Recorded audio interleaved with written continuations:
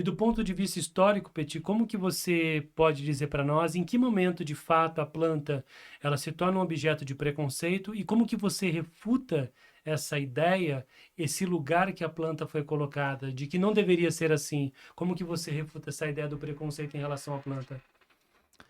A maconha ela é de fato proibida no Brasil em 1932, que se proíbe a cannabis sativa, a cannabis indiana. Ou, não, em 1932 ela é proibida de fato cannabis sativa, mas existem várias outras pequenas proibições e regionais com essa confusão de cannabis indiana e cannabis bruta. A cannabis indiana é a que chapa, a bruta é que você faz tecido. Basicamente era isso, a Que seria bruta. o cânhamo e a sativa que a gente Exatamente, falaria hoje. exatamente, mas isso nem, as duas são sativas, né? A questão seria Sim, sim. só o método de plantar, né? Porque o cânhamo você planta elas Tudo é cannabis sativa, uma, né? uma do ladinho da outra, em tese todas podem chapar e todas podem fazer tecido. Mas enfim, existia muita confusão ainda, essa lei não pega direito, assim, no Brasil em 32. Ainda tem os cigarros índios, que, para quem quiser pesquisar, esse daí é uma imagem legal, assim, que é uma figura de uma empresa dos irmãos Grimaldi, uma empresa francesa, que vendeu cigarros índicos, que eram cigarros de maconha, até o final da década de 20, não, da década de 30. Isso no Brasil. Isso no Brasil, no jornal, assim. Se você procura também cannabis, assim, cânhamo principalmente, você encontra cânhamo sendo vendido também até passando a crise de 29, porque era também produto para saca de café. Só que daí em 45, né, no governo do Vargas, começa a vir na primeira, na época do golpe, né? Começa a se criar se cria, na verdade, um órgão de fiscalização de drogas, e aí a partir dele começa a sair muitas matérias. Elas são basicamente repetidas uma das outras, vários médicos apresentando meio que a Uhum. mesma tese dos dois iniciais, que é o Rodrigues Doria e o Loyola, se não me engano, se é esse o nome, eu precisava confirmar agora, não me lembro mais.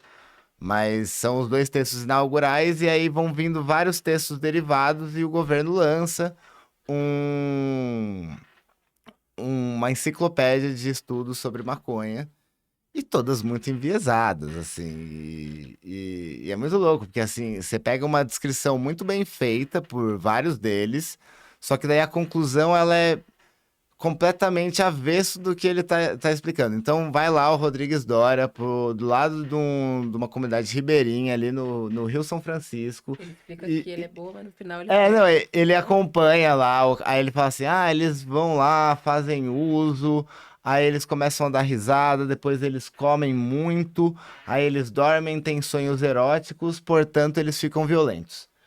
É basicamente isso, assim, o que o cara tá descrevendo, assim. Eu tô exagerando, mas assim, se você ler, você vai falar, como que ele chega nessa conclusão?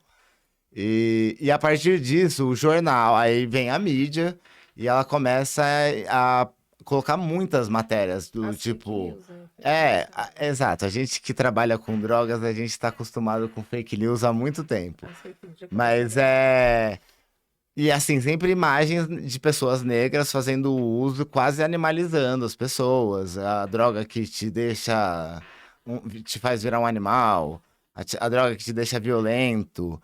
E sem contar em vários. Faziam até pesquisa com pessoas vivas, pessoas negras vivas, e sem considerar todos as violências que essa pessoa está Sofreu e sofrendo vai sofrendo e o sempre. quanto que isso impacta na vida, né? Pra ter a conclusão que a maconha causa esquizofrenia. Sei lá, sabe? O cara só viveu o sofrimento na vida e aí a maconha que causou o problema nele, né? O Uhum. oposto do mundo de Marlboro. Exato, exatamente, exato. Então, assim, a partir da década de 40 mesmo, começa a vir um batalhão de reportagens demonizando a maconha. E ali realmente começa a se criar um pânico moral na sociedade do medo dessa droga tão perigosa E disso também já vem a influência norte-americana, da guerra às drogas e importação da guerra às drogas. E aí o Brasil ele entra de vez. E aí começa a ter o Estado americano de combate às drogas, então troca de informações. Enfim, dali para frente se cria ainda muito ligado à figura das pessoas negras. Depois, na ditadura, isso aí já muda, né? Porque daí vem o movimento hippie, então tem tudo.